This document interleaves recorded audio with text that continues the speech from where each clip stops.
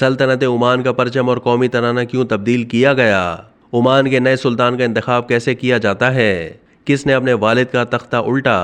सल्तनत ओमान के फरमारवा सुल्तान हैसम बिन तारिक बिन तैमूर अल सैयद ने 2020 में कौमी परचम, लोगो और कौमी तराने में तब्दीली का फरमान जारी किया था, जिसके बाद कौमी तराने के आखिरी फिक्रे हस्फ कर दिए गए, जिनमें मुल्क के साबिक फरमारवा सुल्तान काबूस बिन सईद का नाम शामिल था।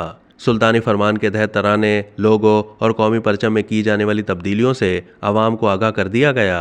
पहले तराने में सुल्तान काबूस को मुल्क की तामीर और तरक्की की कलीद के तौर पर पेश किया जा रहा था, जबकि नए तराने में दुआया कलमात शामिल किए गए। वाज़ेह है कि अरब दुनिया में तवील अरसे तक हुक्मरानी करने वाले सल्तनत ओमान के सरबराह सुल्तान काबूस बिन सईद 10 जनवरी 2020 को 79 साल की उम्र में इंतकाल कर गए थे। वो सरतान के मर्ज में मुब्तला थे। ओमान के साबिक सुल्तान काबूस 18 नवंबर 1940 को सलाला में पैदा हुए थे और अरब दुनिया और मशरिक़ वस्ता में सबसे तवील अरसे तक बरसर इक़्तिदार रहने वाले सरबराह थे।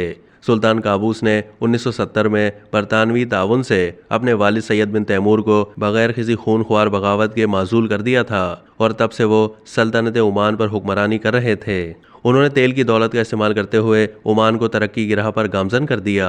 सुल्तान काबूस के वालिद सुल्तान सैयद बिन तैमूर को इंतहाई कदामत पसंद हुक्मरान समझा जाता था। सैयद बिन तैमूर ने सल्तनत में रेडियो सुनने या धूप के चश्मे पहनने समेत मुतअद्दिद चीज़ों पर पाबंदी आयद कर रखी थी और वो ये फैसला भी करते थे कि कौन शादी कर सकता है, तालीम याफ्ता हो सकता है या मुल्क छोड़ सकता है। लेकिन फिर वालिद का तख्ता उलटने और इक़्तिदार संभालने के फ़ौरन बाद ही सुल्तान काबूस ने ऐलान किया था कि उनका इरादा है कि वो एक जदीद हुकूमत कायम करें और तेल की रकम को एक ऐसे मुल्क की तरक्की के लिए इस्तेमाल करें जहाँ उस वक्त सिर्फ 10 किलोमीटर की पक्की सड़कें और 3 स्कूल मौजूद थे। सुल्तान काबूस ने 70 की दहाई में इक़्तिदार में आने के बाद अपनी पॉलिसियों पर अमल दरामद का फैसला किया। इससे पहले ओमान एक अलग थलग रहने वाला मुल्क था।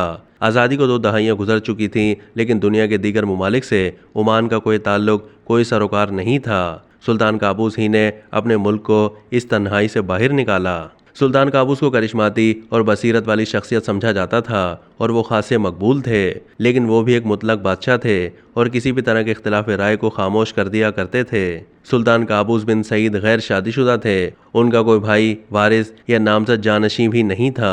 सुल्तान काबूस के इंतकाल के बाद उनके कज़न हैसम बिन तारिक को नया सुल्तान बना दिया गया। वाज़ेह है कि ओमान के आइन के मुताबिक शाही खानदान को तख्त खाली होने के 3 दिन के अंदर सुल्तान के जानशीं का तयन करना होता है। मुल्क में सुल्तान के तख्त पर बैठने वाले शख्स के लिए ज़रूरी है कि वो शाही ख़ानदान का फ़र्द हो। उसके साथ साथ उसका मुसलमान, बालिग, अक्लमंद और ओमानी वालिदैन की जायज़ औलाद होना लाजमी है। सल्तनत ओमान का सरबरा बनने से पहले हैसम बिन तारिक कौमी विरसा और सकाफ़त के वज़ीर की हैसियत से जिम्मेदारियां संभाले हुए थे।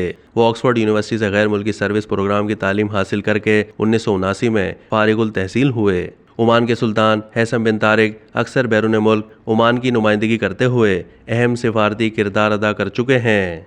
अब तक के लिए इतना ही। मज़ीद मालूमात के लिए डेली जंग के यूट्यूब चैनल को सब्सक्राइब कीजिए।